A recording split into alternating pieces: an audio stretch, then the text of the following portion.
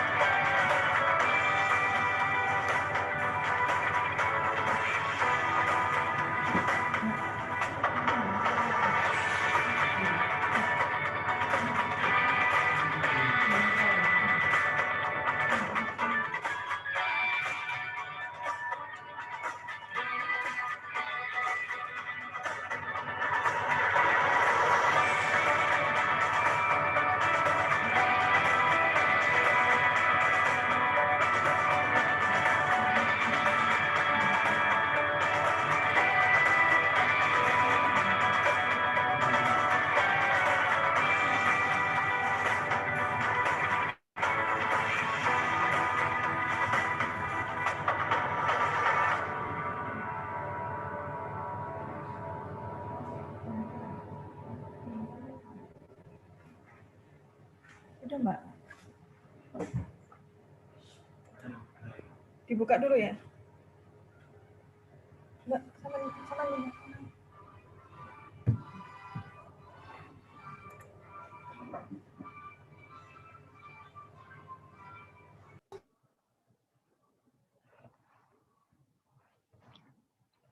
Okay, now it's 8:13. I think we can start the event today. Good morning. I would like to welcome Dr. Albert Talapesi. Thank you so much. I hope I don't get a wrong pronunciation on your name. Thank you so much for joining with us, sir. You're welcome. Okay, and then I would also love to welcoming our head of English department, Ibu Dr. Pratiwi Retnaningdia. Good morning, Ibu. Okay. Thank you so much also for the committee for this event and all the participants that are joining us from 7:30, I suppose. Okay. So today we have on a forum on literature, language, and cultural studies, and our topic today is going to be multimodal communication and culture. Based on the schedule, we should open this with the opening speech from our head of department. But I would like to ask to the committee, do we need to have Indonesia Raya as our opening too, or we just go on with the speech? Okay, all right, then I am going to go with our schedule. For the second, so let's open this program with praying to God based on our own belief. 1 minute. Bismillahirrahmanirrahim. Okay, and then now we go on to the second programs. That's going to be the opening speech by Ibu Dr. Pratiwi Retnaningdia as our head of English department. Time is yours, Ibu. Thank you. Thank you very much for the time, Bu Indah, as the moderator. Bismillahirrahmanirrahim. Assalamualaikum warahmatullahi wabarakatuh.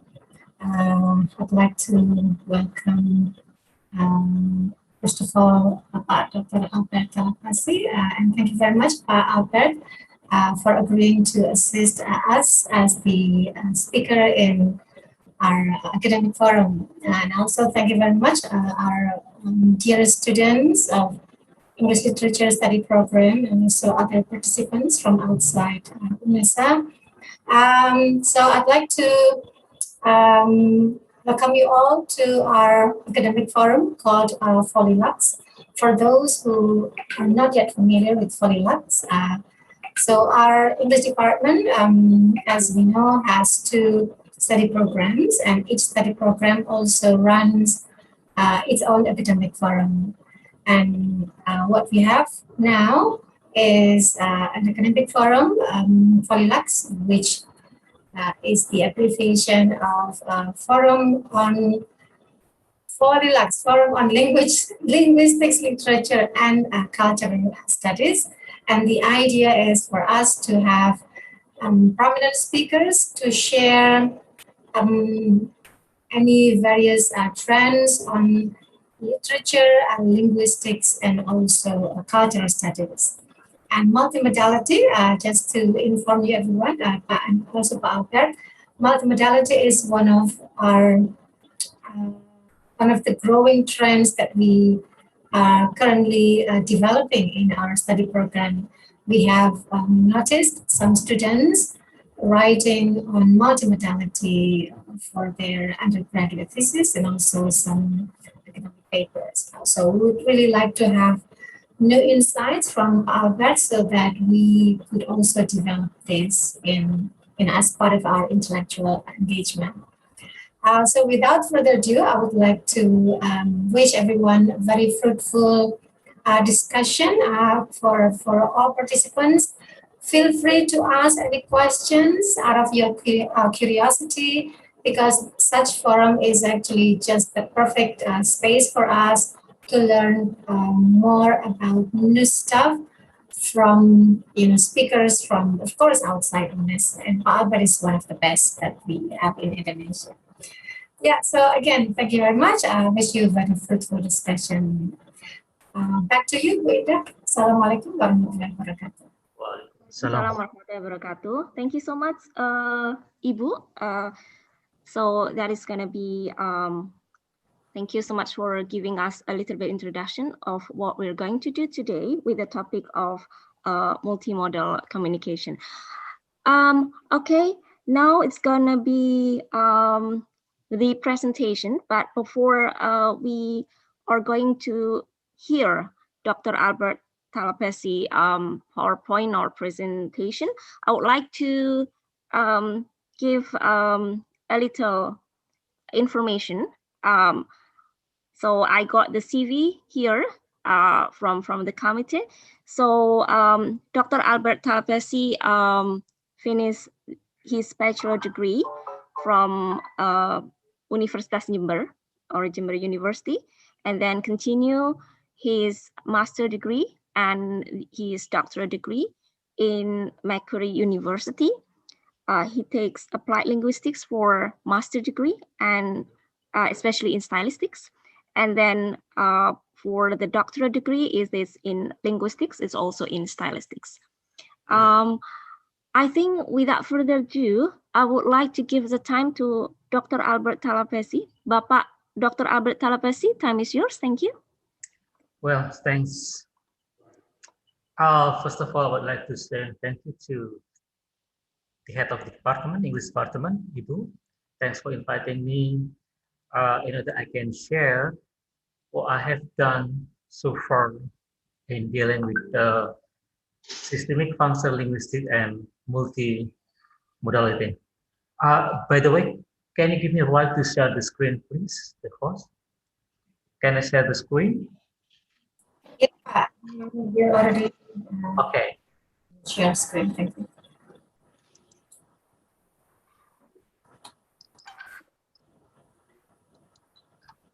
Yes. Can you see my screen?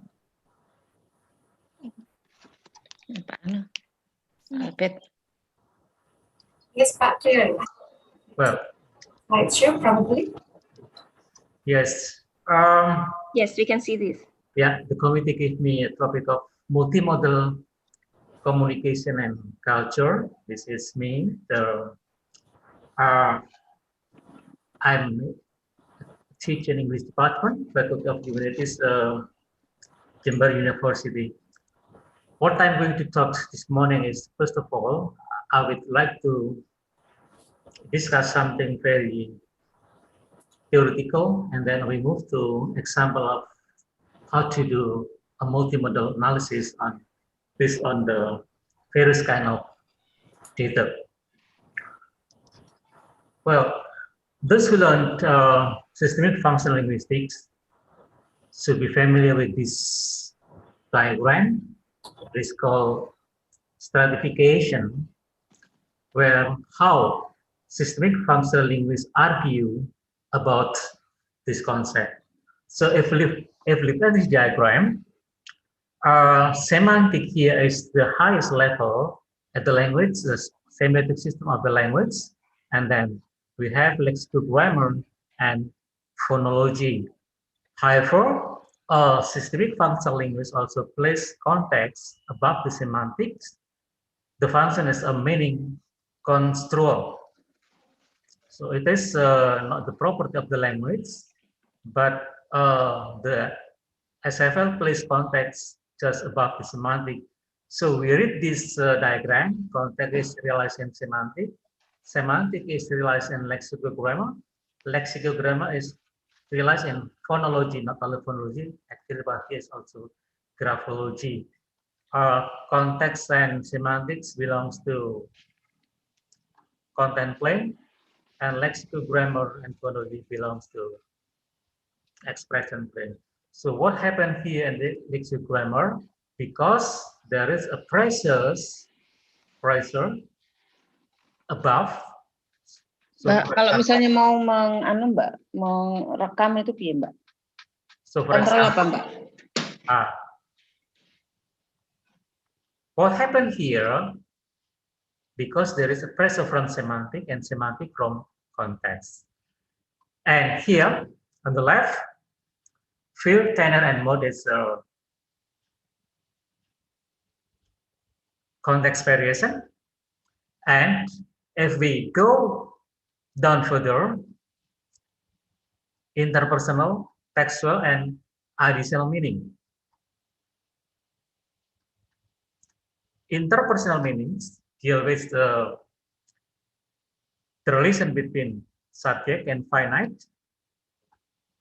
And the textual meaning is the participant, process participant relation, while additional meaning here is dealing with the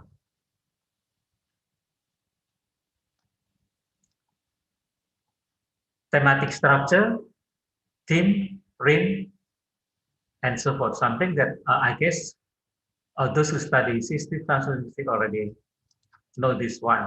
And this is concept I quote from Halid in 1978, how language and culture work in system like this one. There is a system in this culture. And then what we have a look at the diagram before, we can also make the diagram like this. So context, semantic, lexic, grammar, phonology is stratification, context, field, tenor, and mood, semantic, considering experience, category, relation, anything to receive, tenor, mode, creating discourse, and then lexical grammar, field, dealing with transitivity, tenor, mood, and modality, and mode is theme and rim, theme and rim information here. So when we are talking about multimodal, we discussing this kind of mode. And logical, experience, interpersonal, textuals belongs to meta functions. So additional meta functions deal with logical and experiential relationship, and then interpersonal, then textual meta function. This is how the concept works. So, as I said before, that the systemic function language place context just above the semantic level. This context of situation and context of culture. The context of situation is made of all the phenomena which affect the discourse. In face-to-face interaction, the context of situation includes the immediate and wider environment in which the text actually occurs, like the classroom in case of a teaching discourse, the shop or market in sales transaction, the workshop in the case of discussion about geo work expression and so forth. While context of culture is integrate a complex of various social phenomena involving historical and geographical setting about more general aspects like the field of the activity, education, medicine, provision of goods and services, exchange for money. Car maintenance discourse in a highly hierarchical society may be different from that takes place in a relatively egalitarian society. Classroom discourse takes place within a wider cultural context of, say, university education or secondary school education, or slightly more specifically African education or Kenyan education. Language is resource for making meaning. Language is in actual use and focus on text and their content. So there is no text without context. That's what Halliday argued. So if we want to discuss something, for example, either it is a single mode text or multimodal text, we must calibrate their context first. Text context connection. All meaning is situated in a context of situation. And of course, it also a context of culture, context of situation and context of culture. That's why if we interpret any text, either the single mode or multi-mode, again, we must calibrate the context first.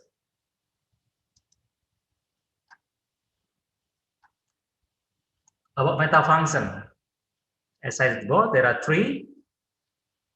First, additional meta function It refers to feel in the level above.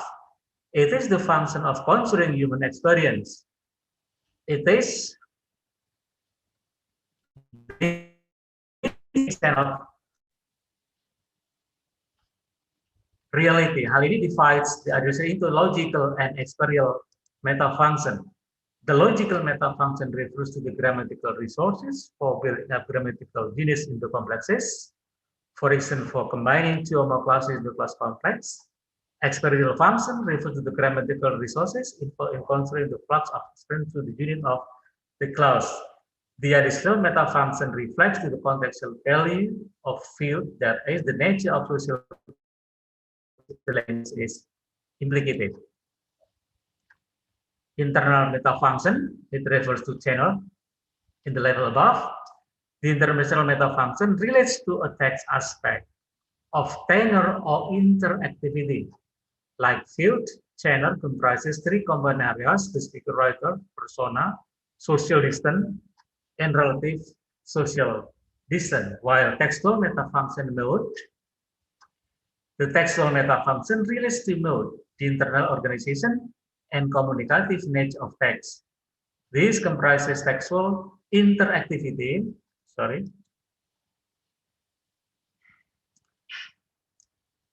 somatic and communicative listen.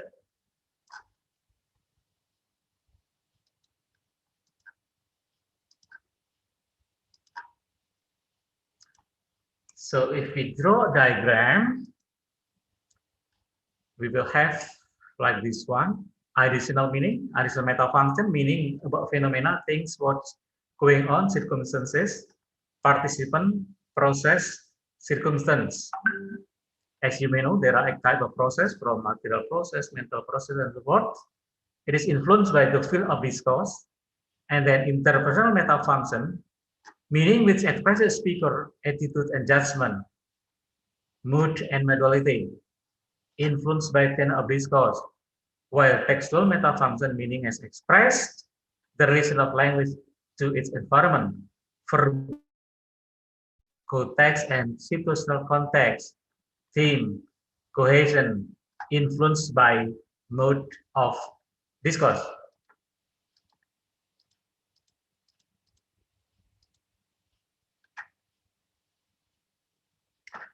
So there is a relation between context and text. As I said before, there is no text without context.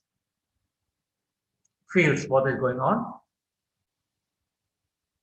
It is tenor in the semantic level.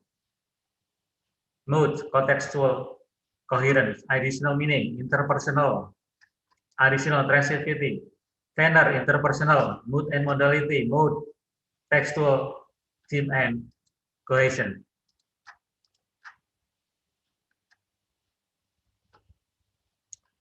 Context realized in genre. General culture is specific type which result from using language written or spoken to help accomplish something, purpose, stages, distinctive, beginning, middle, and ends. It is generic structure and then linguistic feature. So if we quote from Martin, genre is a stated goal-oriented social process, meaning each stage in the genre contributed one part of role that must be made for the genre to accomplish its aim successfully. Research in this area serves to explicate the distinctive stages, move genre together with patterns of lexical, grammatical, and cohesive choices which construct the function of this of the genre.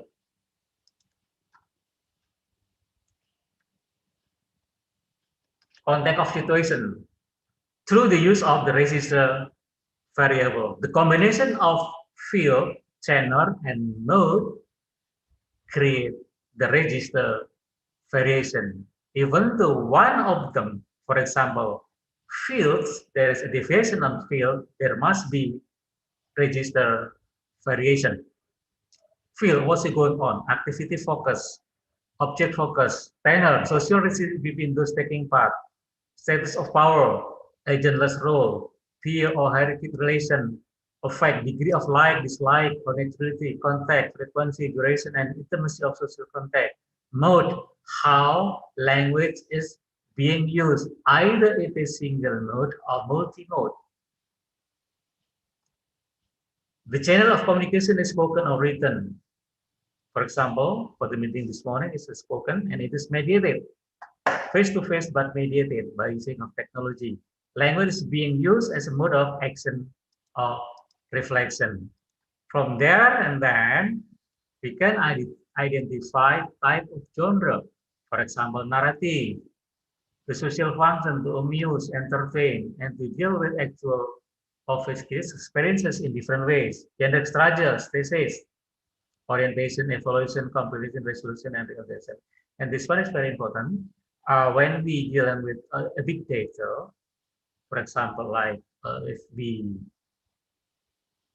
analyze film, for example, to us film is very long, and how we collect the data, we use this data structure um, in order that we can focus on the sample from each stages, its structure.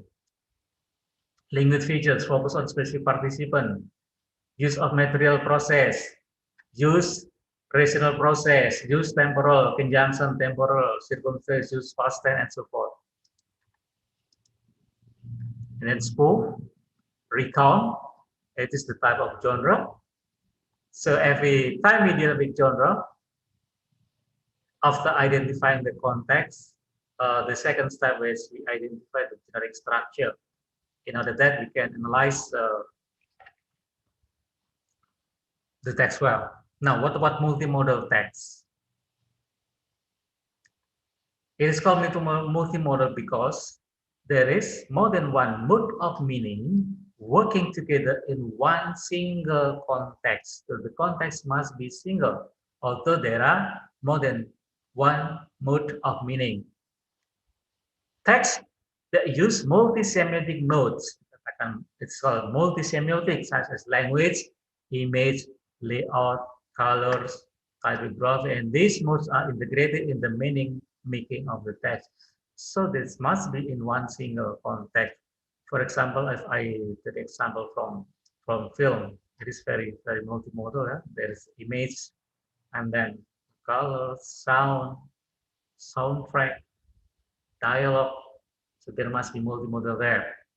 Or practice making meaning like early spelling, classroom interaction, scientific papers are multimodal for the deploy more than one mode of communication. So principally, if there is more than one mode of communication, the text is multimodal.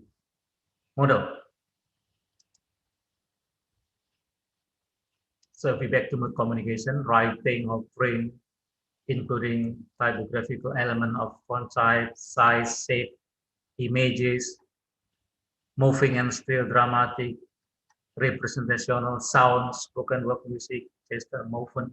Yeah, I just not give example of film because film is very complicated. There, image there, sound, dialogue, gesture, movement, and how we can analyze this kind of thing. I will give you example just at the end of this presentation. Yeah, for example, if we look at a sign like this one, it is multimodal. Mode, sign, sound, graphic, material, frame, media, the manner of dissemination. The traffic sign is made. So the traffic sign here is medium of connection. The red border of the image itself is a mode. So why is the P that and then circle red color? Colors have meaning potential. In multimodal text, color is also meaning potential. For example, if you compare like this one, it is warm colors, it is cool colors. Both of them represent different meaning. So brightness, saturation, purity, modulation, and so forth. All of them are meaning potential, something that have potential to have meaning. Despite focus on language, why SL press to general theory? Why we use SFL? Despite focusing on language, The principle of SFL reflects awareness of the fact that there are other modes of meaning in any culture which are outside the realm of language. So if we look at the diagram I presented at the beginning, so context is above the semantic. It is not the property of language, but highly places its important point because context functions as a meaning construal. There are other modes of meaning in any culture which are outside the realm of language. So why this red color, red, not blue, not green, for example, because color also have meaning. It has a systematic model of grammar which make extensive of stratified, we already discussed stratified at the beginning, metafunctional grammar. So how we place semantic, lexical grammar, and then phonology and graphology in a stratified system. This is not a picture.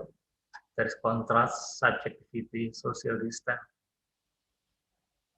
This picture can speak if we analyze this picture. Another picture. And then also composition. So if we read Reading Images by Grace and Van Leeuwen in 1996, so this position, if we draw a quadrant like this one, why the picture is placed here, or here, all of them have their meaning. So for example, like this one, if we analyze the text, multimodal text like this one, action, the inner brain is listening and starting to state. Reaction, shocked and angry. Look at the picture, mood, offer, distant, close social distance. Yeah, if we look, it is a close up. The camera is close up, meaning that the distance is close social distance. Remember, when we are talking distance, there is a line of instantiation from close to far. Here, the distance is close. Size of frame, close short.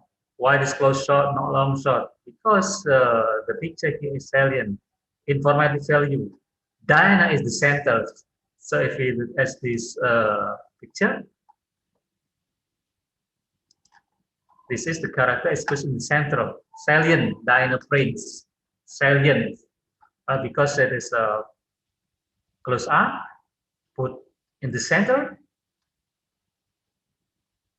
and also close short, meaning that there is a close social distance. So from the stratification, multimodal theories try to adopt the concept by using this kind of diagram. So from semantic, it is realized in visual grammar. Visual grammar realized in graphics. So if it is the text, it is lexical grammar, and this one is phonology or graphology. It is graphology if it is written, and phonology if it is spoken. But in the picture, the multimodal theories adopt this diagram into semantic, visual grammar, and graphics. This is another example, multimodal. So there is text here, and then a picture there, background justification, close-up picture, capture, and so forth. So how we analyze the picture from the color, from the position, from how the camera take this picture, and so forth. All of them are mode of meaning. It's another, it is in the operation theater. And we could also analyze this one thing multimodally. Now, after looking at this kind of multimodal text, other important things to analyze is by looking at the meta function and also at the level of context. This one, I give example from tenor, that is participant, And then we mix such kind of diagram like this one. Either it is social hierarchy, adjective role, social distance, and network morphology. For example, in the previous example, the picture is the social distance is very close. What about the social hierarchy? And the network come like this. So it is more specific one. If we are going wide, we will have this picture like this one, hierarchy. Either it is hierarchic or non-hierarchic. Hierarchic may be non-discretionary, legally defined, adversary, recursive, neutral, non-hierarchic, decreed, maybe citizenship or exclusive, chosen, maybe peer group, maybe peer group, collegial, peer group, reactional, declare, explicit, undeclared, implicit, immutable, mutable, passive in probabilities, role change, and so forth. For example, from the analysis of tenor, we have this kind of pattern: social hierarchy, hierarchy, decreed, citizenship, right? For example, this is how we analyze participant relation in any context.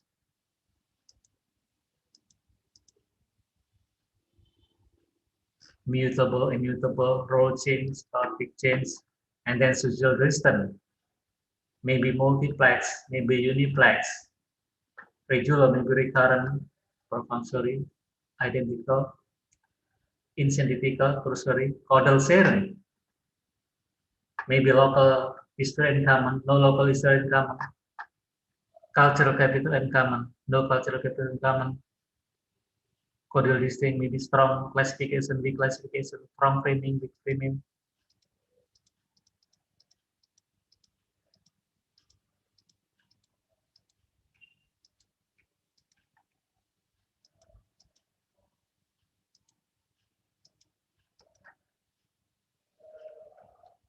This one is another example. For example, we have two pictures here.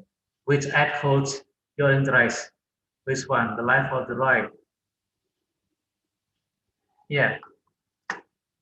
Yes, from the census given to number of participants, that the left picture here holds more interest to the right one, of course, with a number of reasons.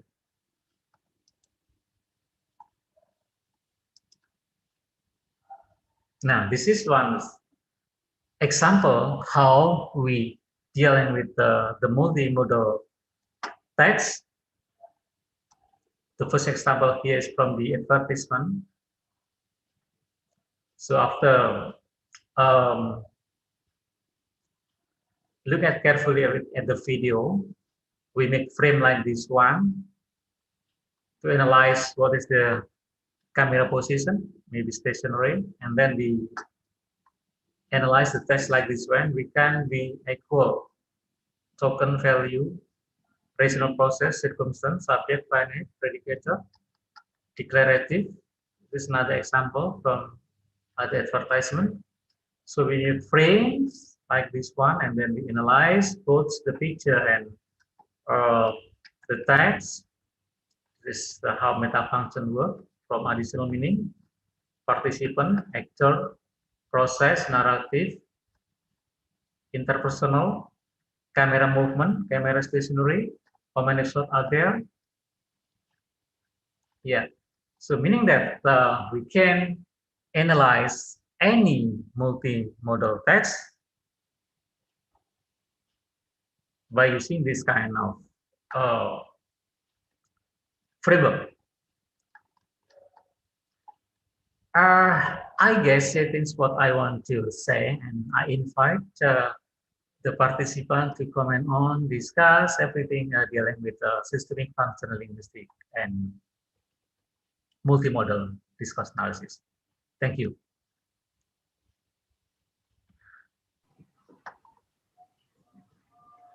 Thank you so much, Bapak Dr. Albert Talapesi. It's really interesting presentation.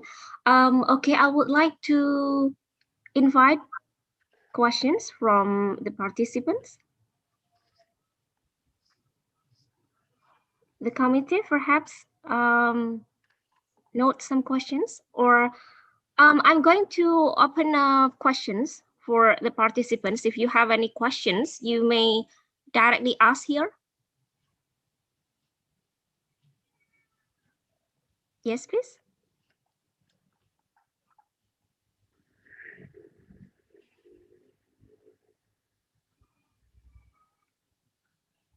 Anyone perhaps would like to know more about SFL, just like Bapak Dr. Albert stated before. And it's going to be interesting because most of our students also, we have two programs in education. It's just going to be connected with SFL. And then also we also have a literature program, which is going to be connected with the multimodal communication. So I would like to invite the questions from the participants. Yes, please. Ibu Mami and Ibu Lisotio, perhaps. Yes, Pak Adep.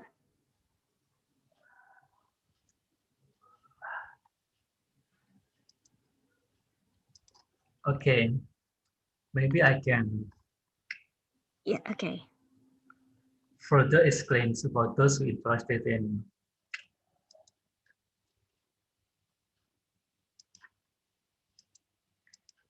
oh, can you see my screen? Not yet, sir. Yes. Not yet. Well, oh, how come? A little bit.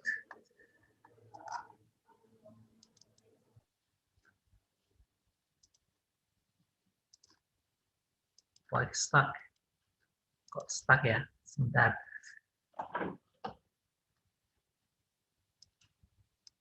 Oh, I can click my Zoom. Oh, sorry.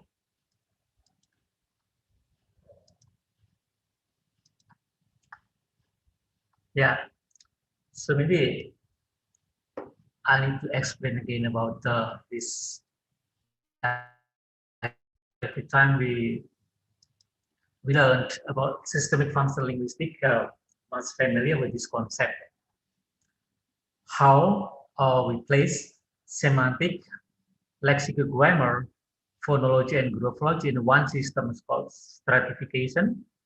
So here, the place shows the level. As I said before, semantic here is the highest level at the semiotic system of the language. And then below semantic, we have lexical grammar, and we have phonology here. So how we read semantic is realized in lexical grammar is realized in phonology. It is very different from those of Chomskyan language. This kind of phonology, morphology, syntax in a separate place, but Halliday put it in one system called stratification. And context here is located just above the semantic. Although it is outside the system of language, but it is important, the function is important as a meaning construal. And we use this kind of concept to analyze any kind of text, whether it is single mode or multi-mode. We can also analyze, for example, novel as a text, and then literary drama as a text.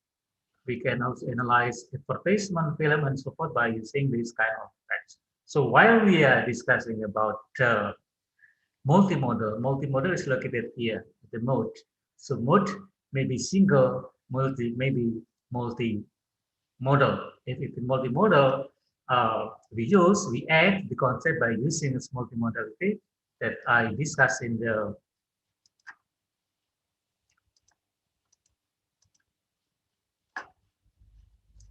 slides just at the end of my presentation. Well, anyone will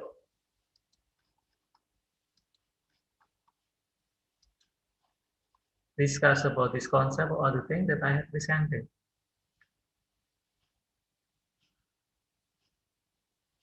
Ibu Laili. Ibu Laili Harti. Yes, Ibu Laili was my student in English department. She wrote about multimodality in Yes. yeah. Good morning, sir. We can share something you already got from Macquarie University while you complete your master degree. We also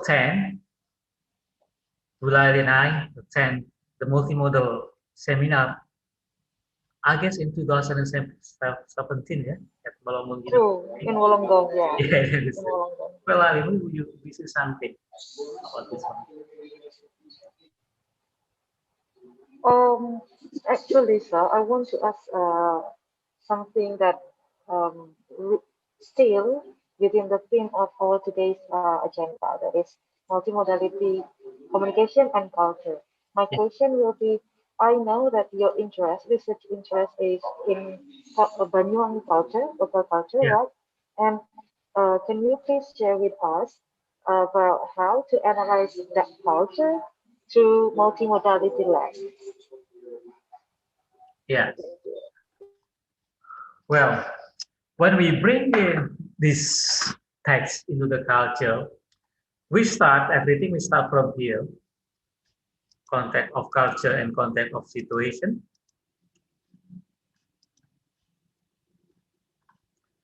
Context is intricate complex of very social phenomena involving historical and geographical setting, but also more general aspect, field of the activity, education, medicine, professional good and service, and so forth. So if we bring to this one to Banyuwangi context, for example, Banyuwangi aspects, for example, my previous research about Banyuwangi songs, of course, we start to analyze this one by bringing the context. Why we have this kind of text? Why is the writer, the song composer, write this kind of text? And we bring the thing to the context of culture and context of situation first. Of course, to do such kind of thing, we must know about the background knowledge about Banyuwangi culture because we cannot speak everything if we don't familiar with the context of culture. For example, the use of color in Banyuwangi, we also have the use of red color much, yeah, compared to the other color. Why they use the red color instead of green, instead of blue? Also in Chinese culture, in other contexts, red culture shows the angel, but not necessarily it applies to the other culture. Shadow play, for example, that I also researched a lot during my doctoral degree.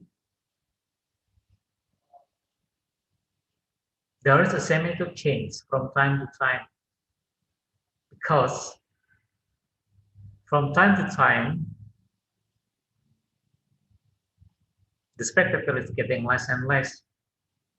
So that's why we need to promote new change. For example, by combining this kind of performance with other type of performance. Campur Sari insert the wayang performance and then dangdut music, pop music into the performance. So it makes the structure, the generic of structure of the performance will change compared to the original one. So this is how the way actually the artists to promote the culture by combining a new semiotic system. It also happening Banyuwangi, for example, or Campur Sari in Central Java and so forth. So when we uh, analyze any multimodal text, make sure we start from we know the context of culture and context of situation. While we are looking at or we are listening to the lyric of the song, it is the graphology or phonology But why it happened? Why we have such kind of fact? Of course, there must be of a contextual pressure somewhere above the system. And it also applies to any other situation. For example, in the classroom situation, you familiar with. Okay, maybe what this is what I can say. Right? Thank you, sir. Okay, thank you, Bapak Albert and Ibu Laili for the questions. Here in the chat room, I also got several questions. I think I'm gonna start with, just a second. Okay. Yeah. I'm gonna start with Gusti Lena. Bapak Gusti Lena has questions. Here we are. Your explanation about multimodal, I conclude that even though the object in the picture is the same, but the color, distance, font, and other elements are different. It possible can deliver a different meaning, is it right? Okay, so she asked about the possible of a different meaning when we have the object in the picture is the same, color, distance, and font are gonna be the same. It's gonna we are going to have a deliver different meaning on that. Thank you, Yeah. sir. Okay. So if the color is the same, the picture is the same, but the font is the same, it may have different meaning because it creates what I say register variation. So if we refer to field channel and node, for example, there is a variation in field, just little variation, it creates a new register. The meaning might be different. So for example, why it is used capitalized font compared to the other one, although the text is really the same. In other case, probably the text is the same, the font is the same, but the color is different. It will also create a different meaning. It also applies in translation, for example, if we translate the text from English to Indonesia,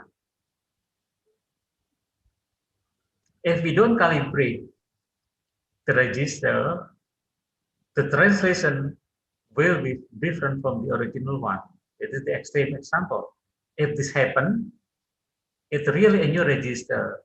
But if there is only one little thing varied, for example, in the mode, it also makes a register variation, meaning that a new meaning probably emerges from this kind of variation. This is my answer. Okay, is that clear enough, Gusti Lena? Okay, do you wanna add some more perhaps? Okay, I'm going to go with the second question then from Nadia. If multimodality is not exist, how can we analyze images without multimodal, but still in linguistic perspective? Do we just need to analyze the sentence or text? Thank you. Yeah. Multimodal will be around us now, last, and the future. Multimodality is just one perspective how to analyze the text, this kind of one. Before this theory exists, we already use semantic theory to analyze the text, although we don't call it multimodal. So if we look at the theory of semantic, for example, the analysis of picture as visual communication exists there before the theory of multimodality discussed by systemic functional linguists, a number of systemic functional linguists, and then they propose what we call multimodality. And this is a growing theory when I remember when in 2010, I guess, when one of the seminar I joined with Michael Halliday and Rukaya Hassan in Sydney. Rukaya Hassan said that this research, you must do this research better and better, meaning that it is a process, it's still growing. If we look at the literature, there are so many current literature discussing about multimodality, and they look at how these theories can be used widely. So I guess without the theory of multimodality, we can still use semantic theory, for example, pragmatic theory, for example, to discuss multimodal text, although we don't call it multimodality, because if we look at the principle of multimodality, there are more than one mode of meaning working together in one single context. So if we look at the advertisement, before we have this kind of theory, number of linguists also discuss advertisement from semantic or pragmatic point of view. This is my answer. Okay, yes, thank you so much. I think it's clear enough, but I would like to open a open question. Perhaps Nadia would like to ask more. Okay, then I'm going to go with the next questions. I have a question to ask. Is a transcription from a video or movie, such as voice tone or the speaker and gestures of a person, or also part of multimodal? Thank you. Yes. So tone, soundtrack, text, picture, camera movement, all of them are mode of meaning. So if you just want to analyze the tone, it is also very complicated one. We use another theory also proposed by Halliday, how tone became meaning. But usually what I did if I analyze film, long film, for example, that what I have published in Journal Humaniora, it is a film club called Black Panther. I discuss from post-colonial point of view.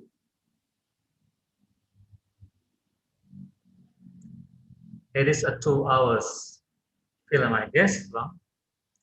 But if we discuss all the dialogue,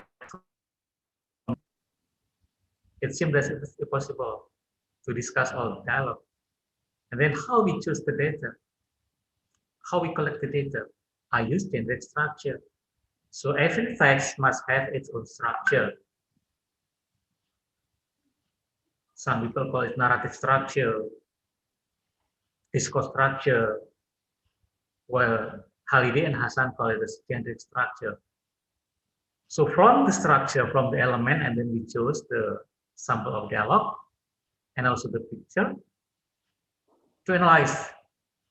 We may also discuss the soundtrack. Why this film, this scene, use this kind of music as a background, not the other music? Of course, because music also meaning-making system, this support to the understanding of the film itself. So again, tone is also a meaning-making system. Yes. Thank you. Thank you so much. Yeah. Yes. Let's move on to the next question, Bapak. We have what do we need to analyze first if we carry out a multimodal analysis? Do we need to analyze the linguistic modes first? That is from Zaki Asidiki, STB Ayapari, Bandung, Bapak. Yeah, we can start from the picture of the text first or vice versa. It's okay, it's all right. Because after analyzing its element, we must combine how the text and the picture working together. For example, if we look at the one of the advertisements in Indonesia, it is secret of advertisement, but the use of the line, I guess. Why using the picture of animal, not smoke, not cigarette, for example? There must be a reason behind the use of using the picture. So again, we can start from either from the text or from the picture or from the sound, if you like to analyze the sound. Because after that, we will combine to find the discussion in one single context. But if we want to bring it more critically, for example, what I did in the Black Panther,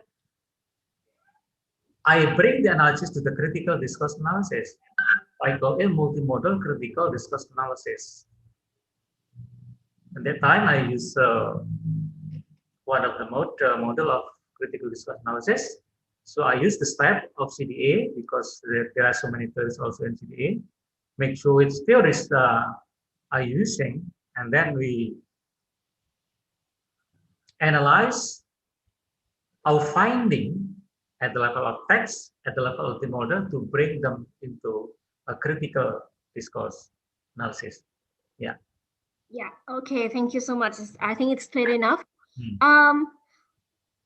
We have a questions from Buririn from education. This is a lecturer from our English education department. So my question is, when we ask students to present a task by applying multimodality in their presentation, how can we access their multimodality through their presentation? What criteria should be included in the scoring? Okay. Well, so it depends on the presentation itself. For example, when we are teaching by using projector, for example, and then we also teach by using other aids like film. We use our gestures, meaning that we are doing multimodality because there are more than one mode of meaning over there.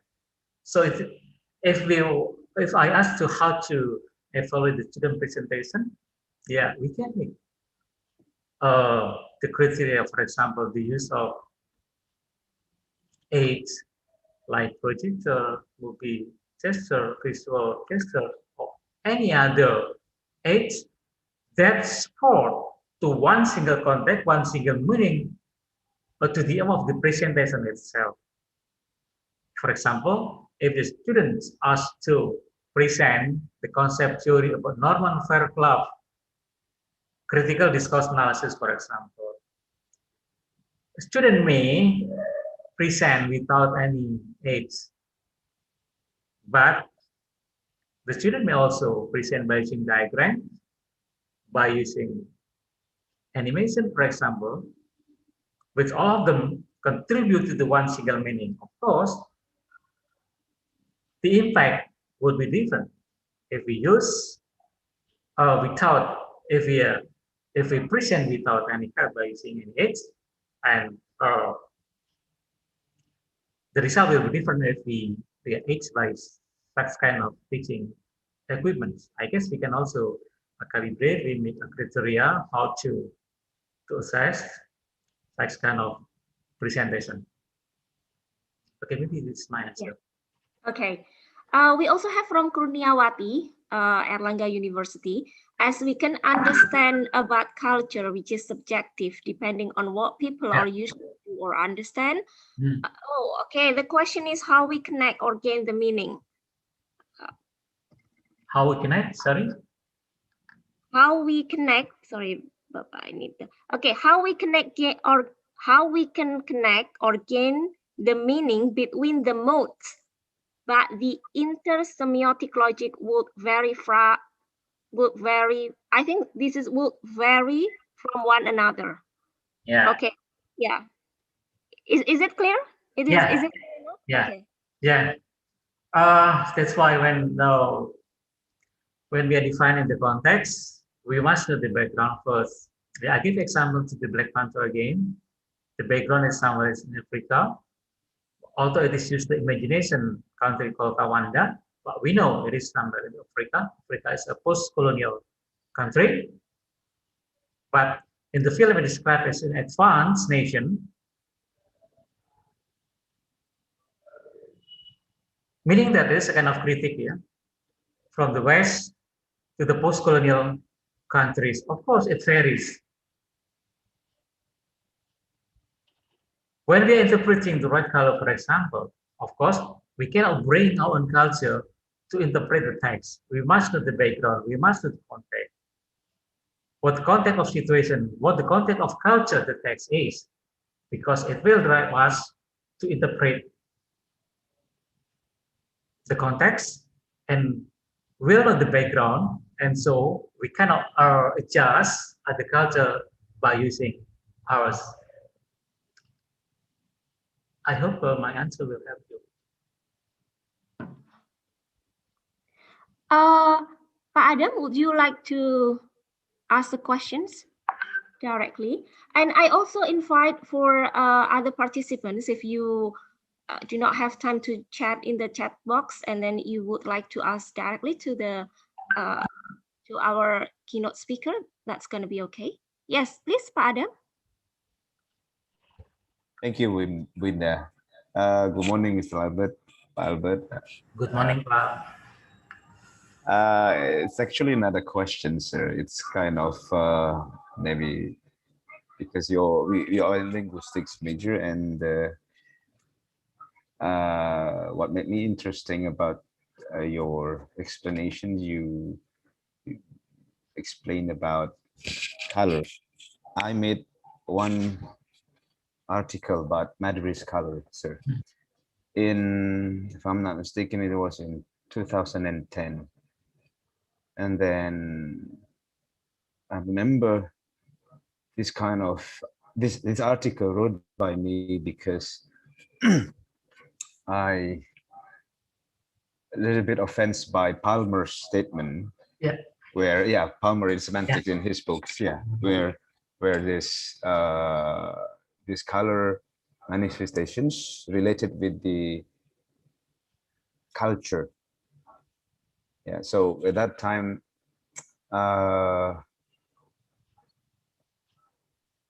by semantics point of view, I put it in the colors names, sir. It's a little bit all in structuralist semantics, and then I found the colors names of green in Madura. What would I ask your suggestions? How would we do kind of this further analysis in stylistic or multimodal if this echu for green in Madura, in Maduris? Yeah. So I explained it to Buleli once. That I made this, I found it said, but the gradations of these colors will become darker. It becomes blue. Biru. It's quite different when it's in West Madura.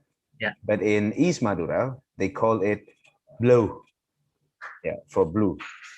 So what I ask your suggestion, what kind of what could we do to do further analysis in stylistic and multimodal, sir?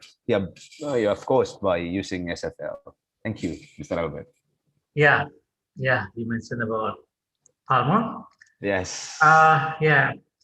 When we look at the diagram I proposed just at the beginning about the chapter 1, where highly placed semantic at the highest level, at the highest level of the semantic system of language. Of course, the concept is very different from Palmer and any other theories.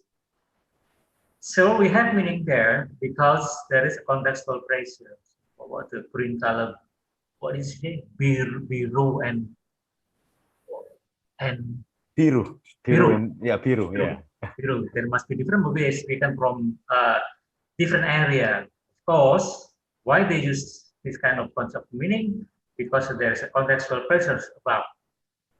We can also analyze maybe the people there from sociolinguistic point of view.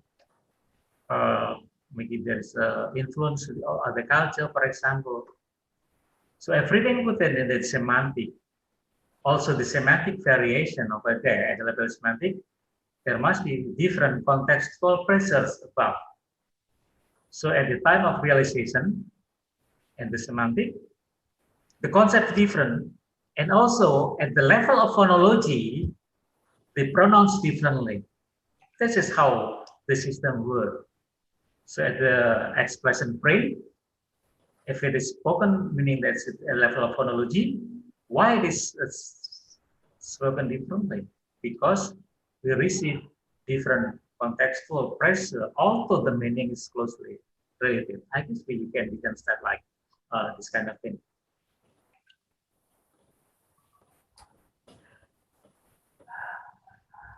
So, Mr. Albert, so actually, by doing this multimodal and stylistics, how would we effectively differ with anthropological linguistics? Because we talk about context and culture related. I just remember that this blow for blue in East Madura actually borrowed from Dutch language. Okay. Yeah.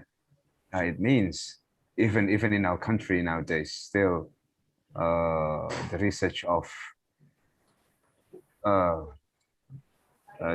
dialectology hasn't finished yet. Yeah. So, yeah. And the even the Balai Bahasa Pusat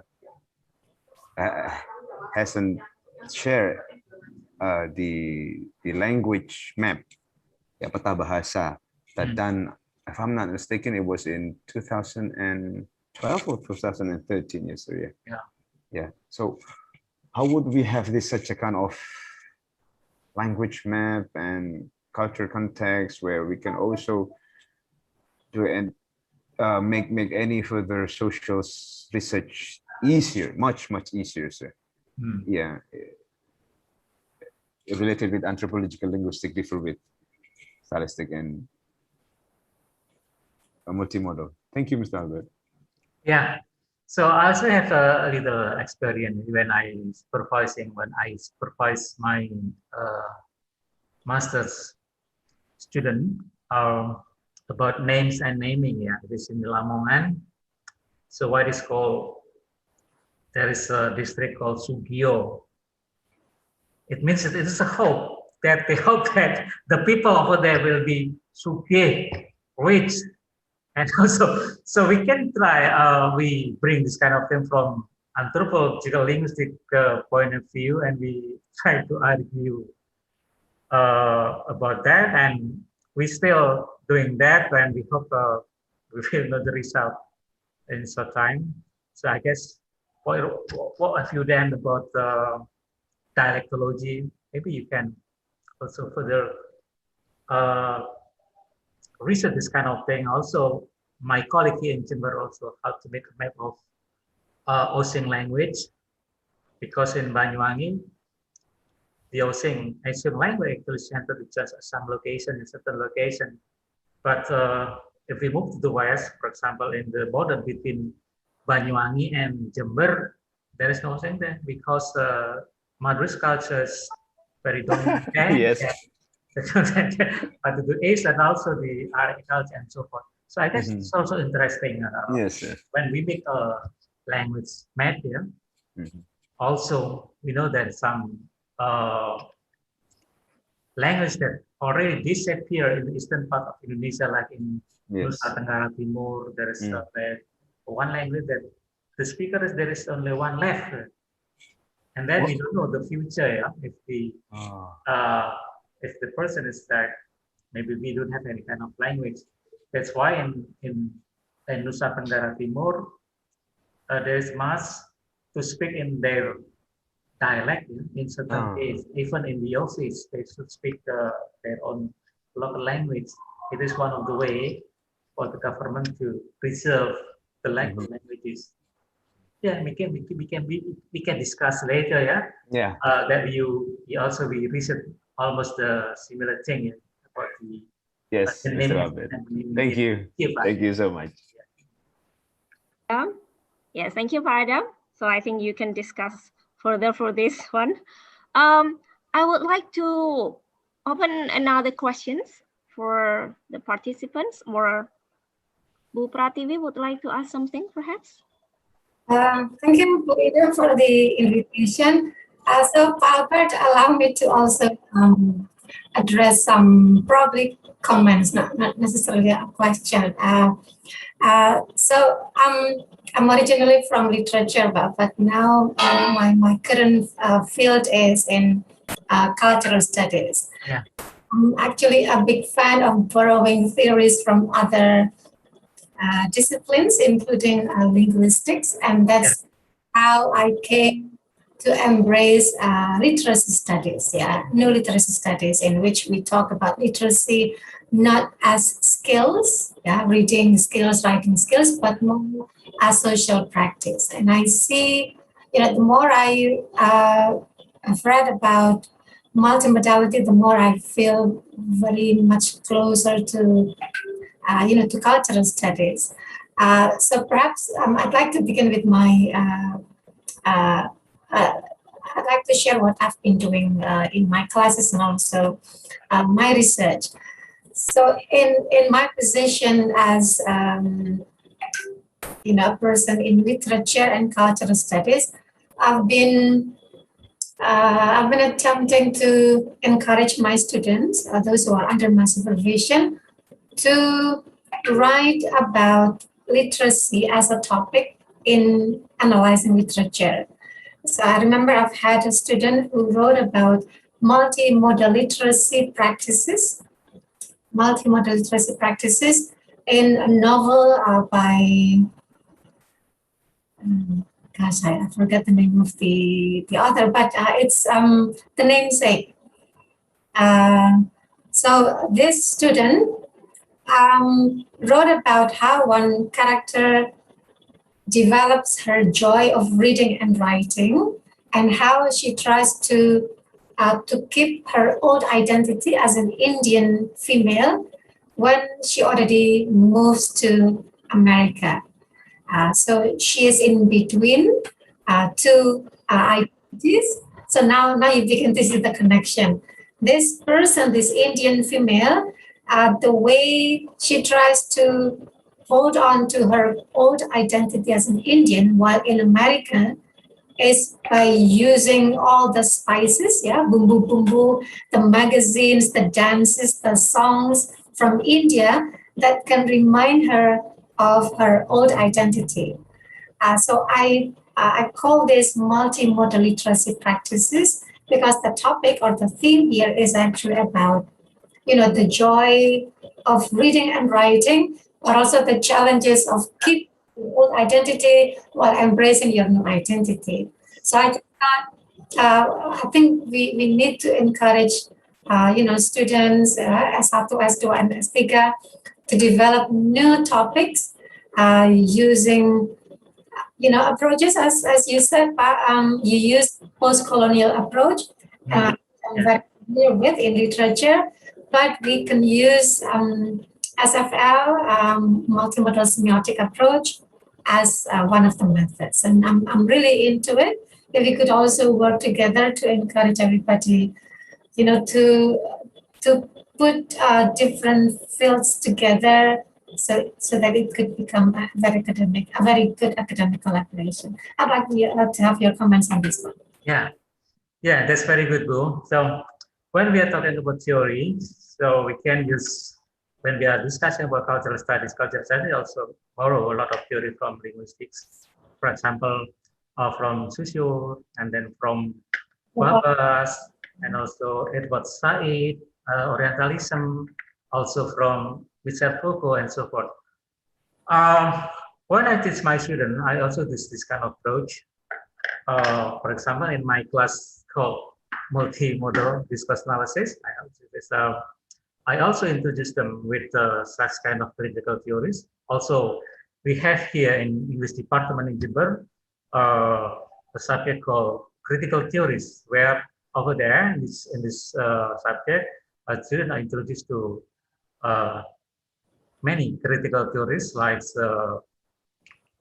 Power by Michel Foucault and then orientation emphasized. Under that, they can say aloud when we find a text like what just you give example about Indian people and then they bring new identity, how they become a new identity in a new culture. For example, we can use, for example, colonial culture, maybe hegemonic theory. Well, the West is always claim himself as the superior, while West is the West, East is the East. So how we can discuss, although it is on the fictitious character, but we may also apply theories, and the implication is also about the language teaching and learning, I guess. How we learn English from such kind of environment.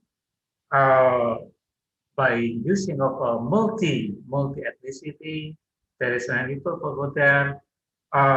So I guess the goal of the teaching will be achieved easily if we use this kind of thing because it is very authentic material, authentic example. So we can use examples on us in the teaching and learning process. I guess it's a good idea. Thank you.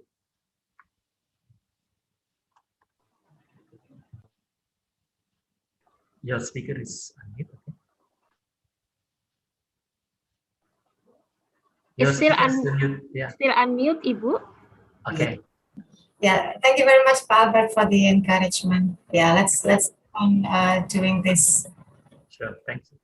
Thank you. Okay, thank you, Ibu. While we are waiting for the next questions, I would like to inform for all the participants to fill the attendance list. We have the link below on the chat box. Okay. I guess after filling the attendance list, I think this is going to be connected with the certificate, perhaps. Yeah. Okay. And I still wait for another questions. I would like to invite, because we have several participants from outside Surabaya. We have from Bandung, and also we also have from Erlangga University. Perhaps if you want to ask the questions privately here, it's still okay? Yeah. We still have the time? Yes. Okay. Welcome, Bu Widya Stuti, for joining with us. Okay. Okay. Perhaps Bu Wid or other participants. Okay, we have Bu Ari Susanti on YouTube. Yes. Okay. I'm going to read it. Okay. Oh, from Ibu Laili. Okay, Bu Laili, wanna say directly, perhaps? Actually, Bu. Bu Indah, that's actually Bu Ari version. Oh, Bu Ari. Oh, okay. Yeah. Yes, please, Bu Ari. Do you want to say directly, Bu Ari, or I need to read it? She is on YouTube, so she didn't. Oh, in YouTube. Okay. Okay. Pak Albert, could you explain to me the teacher's role in the classroom to make students be aware about multimodality and multiliteracy in online learning? From Bu Ari, Bapak. Thank you. Well, about the online learning, as we know, you know very well, I guess, talking about online learning, there is synchronous and asynchronous mode of teaching. Here, the example of synchronous learning, where the teacher or the speaker and the listeners interact together in one time, although it is located in different time, but we also have asynchronous. If we have a synchronous meeting like this one, yeah, it is a problem, yeah, in this pandemic era. For example, in this online teaching like this one, we are suggest to open our camera. This one, yeah. Of course, the teacher expressions also influence the students in receiving what the teachers explain over there. Of course, the role of the teacher, we encourage students, for example, to open the camera in order that they know what happened while teaching. The teacher is explaining the concept to the student. While we are sharing the screen, for example, of course, we can look at what is the PowerPoint is about, for example, and also how the teacher explain it. But in unsynchronous, meaning that the student can attend the lecture anytime he likes, because the teacher make a video of the teaching and learning process. It depends on the teacher. The good teacher may be prepared well, not only in the term of the material, but also the visualization. How can make a good video in order that the students are interested to watch the video and also uh, to get the knowledge well. Of course, in this pandemic era, it is our problem because to my mind, especially I took from my class in Jember University, I don't think I can teach well by using online because the success of the class maybe is lower compared to its face-to-face without any mediated technology. Of course, there are many efforts, especially from the government, how to make this online teaching is more interesting, and also the students will be interested to join not face-to-face or face-to-face, but mediated language learning and teaching. I guess it is still the process too. I agree with you. So we need to improve quality, especially in this kind of thing. If it is settled, it's not possible that in the future this mode of teaching become a choice for the government because maybe it is efficient from the point of view of the teacher recruitment, for example, from the room, the space, because like this meeting, for example, this meeting is followed by more than 170 students. But if it is if we do it face to face directly in the class, we need a big room space. So it is efficient in the time of that one, but maybe inefficient in the other thing. Maybe this is my answer, Bu. Thank you. Okay, thank you, Bapak. I have received the text from Bu Lisetyo, who would like to ask directly to Pak Albert. Yeah. Yes, Bu Lisetyo, time is yours. Thank you. Yes, thank you, Bu Indah, for the time given. Pak Albert, I'm really sorry. I want to ask something. If that my question might be not clear because I want to know so far. I have understood multimodal has close relationship with systemic functional linguistics, if I'm not mistaken. And in systemic functional linguistics itself, I have known so far that it it has three components: ideational, interpersonal, and textual.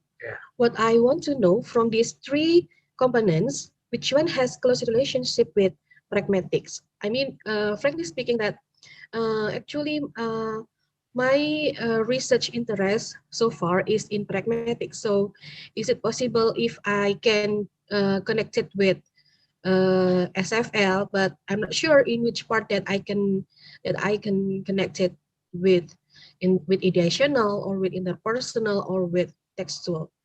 Thank you. Yeah, thank you. Well, when we are talking about systemic functional linguistics, that's why at the beginning of the presentation I present the picture of stratification.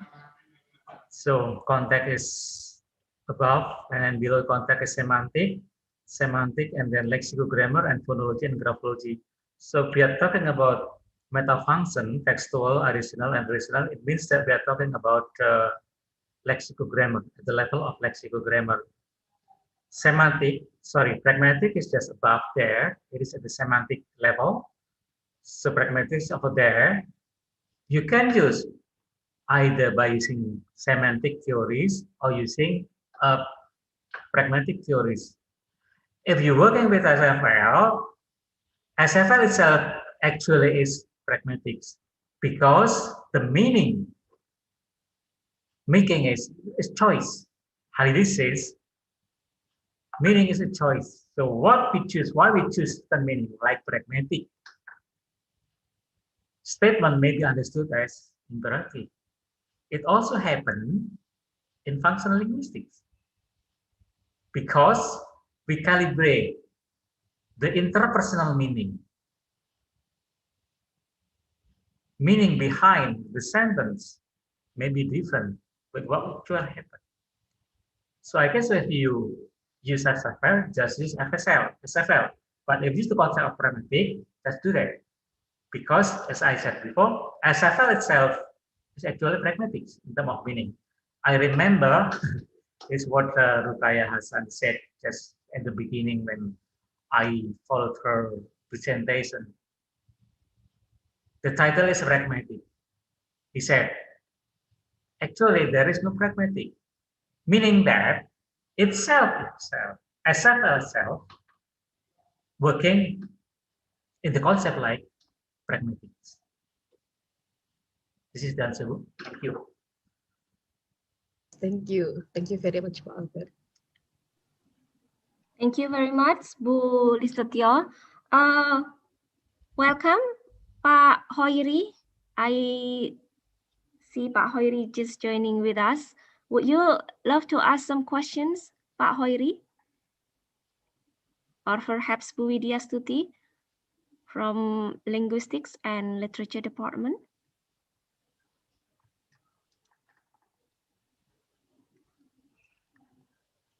Okay, we have the YouTube links for this event too. You may check that. And then the committee also give us the link for the attendance list. Okay, yes, I have Bu Mami. Yes, please, Bu Mami, time is yours. We have a questions from Ibu Mami, Pak Albert. Yeah. Yes. Ibu Mami, yes, please. Yes, thank you, Pak Albert. Yes. I'm from literature study, and then I'll have some researches talking about stories, folklore. I think I need suggestions of, concerning about the multimodality. When I go into the field and doing field research, somehow in my research, I do really want to relate between the text, the story itself, with another aspect that already exists surrounding the text. For example, when we talk about the text and then about the context itself, about the society, the people, and also about maybe the aspect from the economic situation at that time, and also talking about the politics and the growing fast of the economic situation in that area. My question is there any a kind of a method that I could apply here from the perspective of multimodality? Thank you. Yeah. Well, thanks for the question, Bu. While you're talking about the situation surrounding, meaning that you are defining the context and context. Yes. As I said before, when we analyze any text, so that is folklore is the text. Yeah. We must know why the text is happening. Folklore, it means that it's phonology. Maybe it's not written, maybe it's written. If it is written, it means it's graphology. There is text because there is a contextual pressure. So of course, to understand the text well, for example, we have a folklore about Banyuwangi, Banyu, which water, Wangi is, yeah. To explore this kind of text, of course, we must know the context first, why it happened, why there is a text like this one, of course, and then we could relate then, because the relation is contextual pressure, and then it is realized in the semantic. Semantic is still concept, and then while it in the text, it is called lexical grammar. While we are featuring the lexical grammar, for example, and then we go further to the meta function, while it is interpersonal, textual, and so this works how there is a what I call interstitial analysis from the context to the lexical grammar. We can draw diagram, we can draw a concept, how it works from the context to the, from the concept to the realization, from the content plane to the expression plane. So you will work like that too. Thank you. Thank you very much, Mr. Albert. Yes. Okay. Is it clear enough, Ibu Mami? Yeah. Yeah. We have Pak Hoiri who would like to ask questions also. Pak Hoiri, yeah, joining us. Thank you, Pak Hoiri. Time is yours.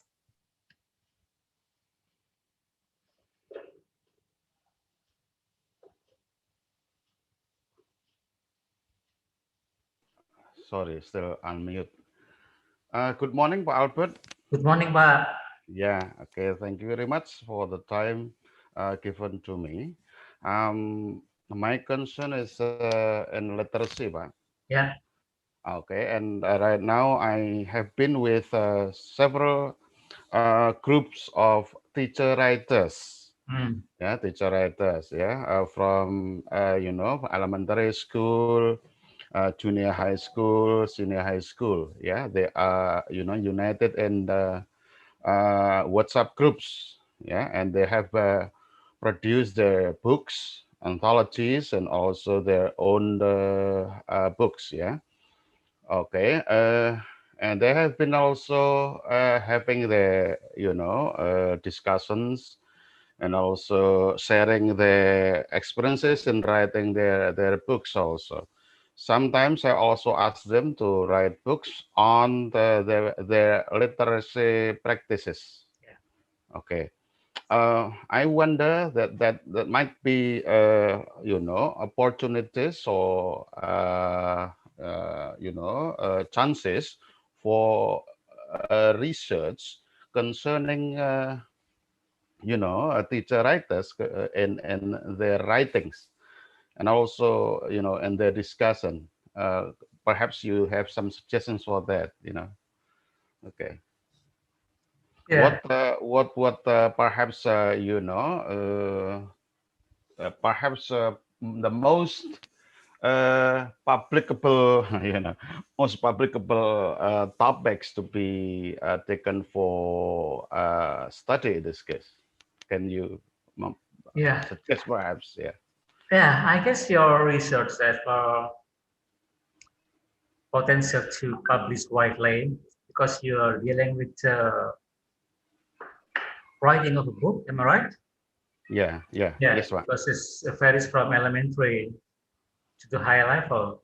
As we know that when we are talking about elementary book, for example, why there are many teachers there because of their psychological development. They would learn Asia if they use such as a teacher, meaning that it's multimodal. Also, to the high level, maybe the pictures become less and less, but we still can argue why the concept can be understood easily by using such kind of picture. I think research on this area is already wide, but still widely open if you discuss such kind of thing, and it's still publicable, I guess.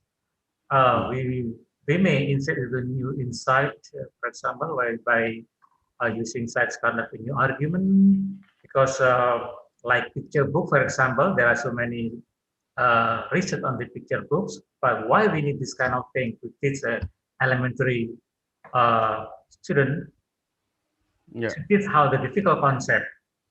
As I know, for example, when we teach about a computer to the elementary student, maybe it is very difficult compared to the higher level student, but we use such kind of picture to make them easier to follow the argument. I guess still applicable, but yeah, thank you.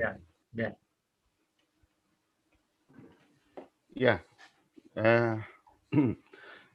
It is also Yes. interesting, Pak. It is also interesting, Pak Albert, yeah.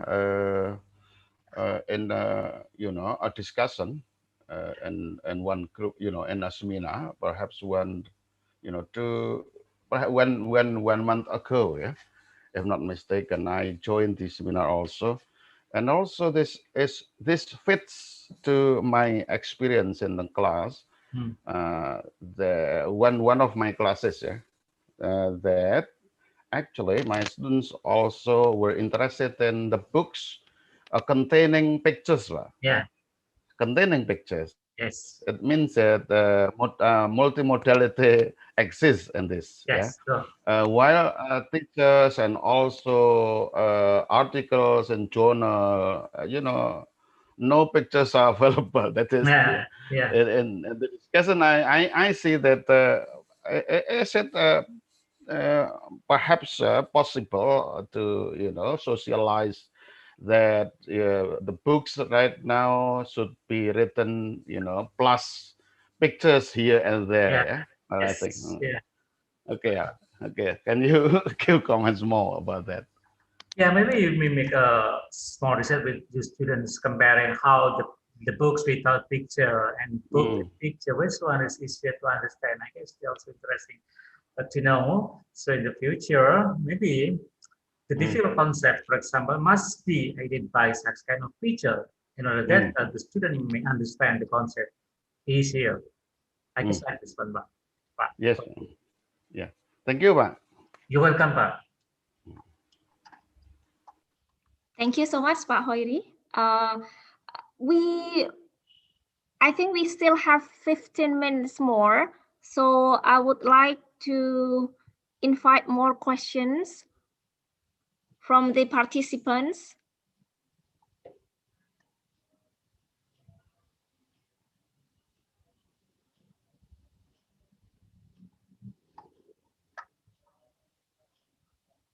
Okay, test. Oh, okay. I'm connected again. Okay, perhaps from Bu Widya Stuti or other participant? Pak Adam? Okay. I think we will end this meeting at 10 o'clock. Perhaps, so I still have 5 more minutes. I still wait for another questions before we end this session.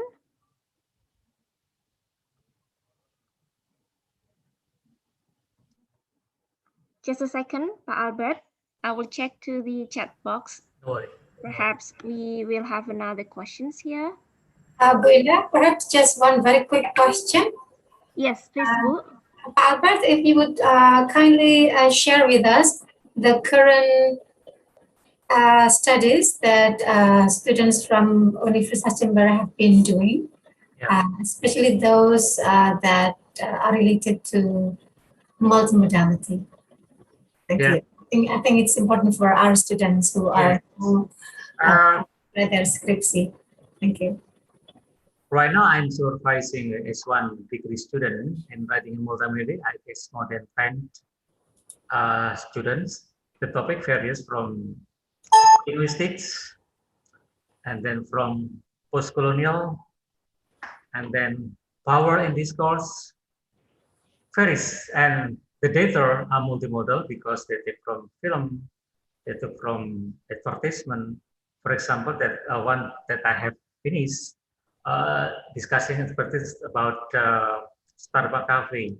Why Starbucks promote local cultures and ensuring the people to buy.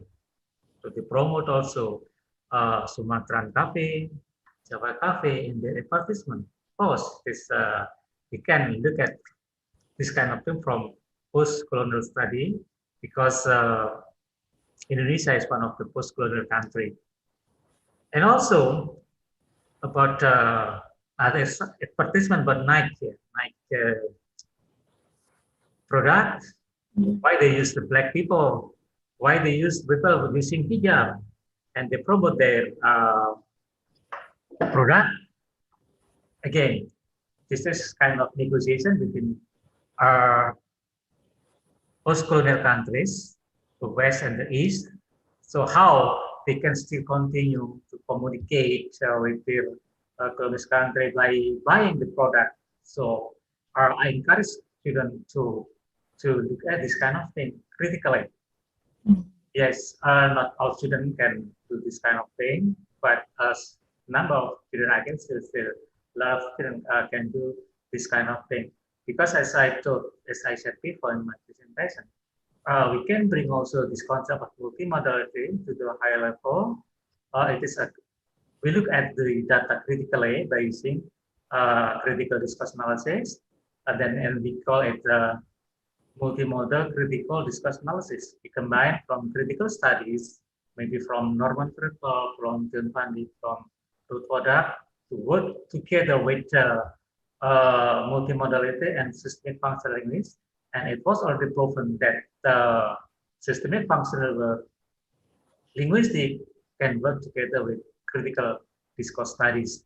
When we look at this story, this critical discourse analysis, it is initiated by Jim Martin and his colleagues in Sydney, I guess in 1980s, and they proposed what we call positive discourse analysis. And from this one, and then Norman Fairclough, Don Fandy, Ruth Wodak meet together at the, I guess in Holland, and then they declare a new perspective they call critical discourse analysis. Although at the time it's still perspective, but currently it's become a big theory where my students are currently working in writing the thesis.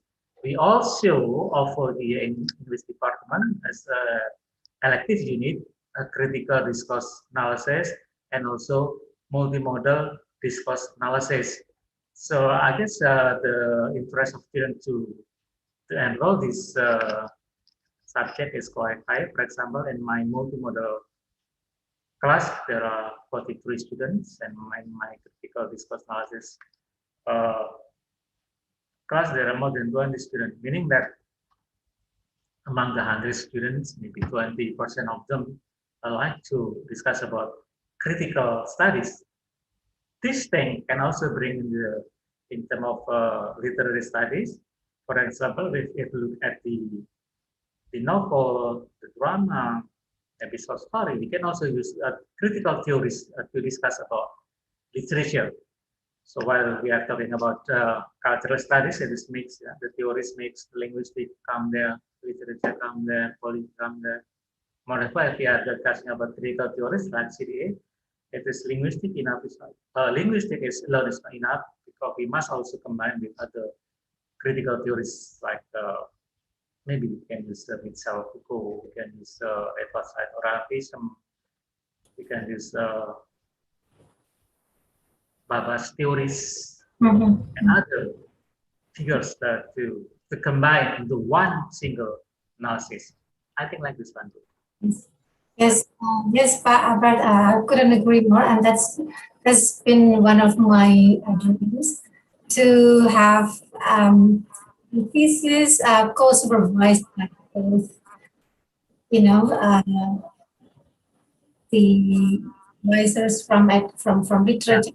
Sure. I think multimodality offers that opportunity. Okay, thank you so much for the for the additional comments and questions from Bu Prativi. Thank you so much, Pak Albert, for having with us. Yes, I think we are going to end this event because based on the schedule, it's gonna be until 10 o'clock. But I would like to ask Pak Albert to stay in the room because some of the friends wanna discuss something and wanna say hello to you, to know you better. Okay, we still have 2 minutes. I still wait for another questions, perhaps short questions. No more? Okay. Winda, may I have? Oh, yes, please. Pak Albert, just 1 minute, Pak. It seems that in line with the development and or progress of national literacy movement in Indonesia, I think the concept of multimodality should be spread through throughout Indonesia, particularly to teachers. Well, I think if you write a book on this, and its application and research, it could be very, useful for teachers. Yeah, because they have been experiencing, actually, they have been experiencing this multimodality, but they don't know much about what it is. Yeah. So if they know something about this, they can practice, and then they can write about this also. Yeah, thank you. One minute, yeah. Yeah. Thank you. Yes, thank you, Pak Ferry. Actually, I'm starting writing the book, but I haven't finished yet. Maybe I will share that I complete the book. Yeah. Good luck, Pak. Good luck. Yeah. Okay, thank you so much, Pak Hoiri. Pak Albert, thank you so much for this insight. It's we have a lot of knowledge today, and I also would like to thank you for all the participants who joining with us from early in the morning at 7:30. And thank you for being with us until the end of the event. And so I would like to end this event today with Alhamdulillah, and thank you so much. Assalamualaikum. Good afternoon, everyone. Morning. Yeah. Yes, please. Yeah, it's still good morning, I think. Yes, please, Pak Adam or from the committee to handle the system. Yes. I think I will go on with Bu Lely. Please, Bu Lely.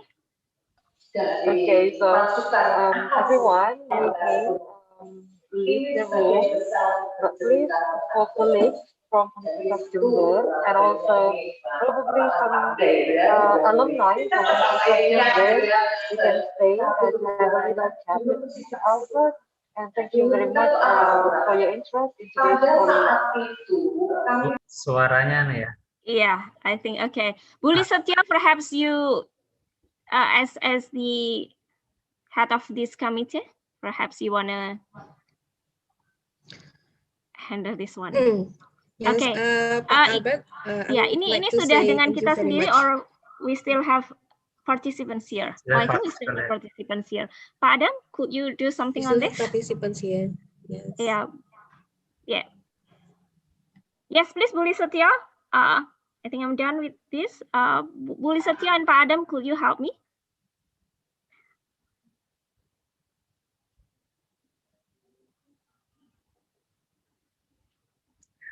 Please just wait for a second, Pak Albert. No worry.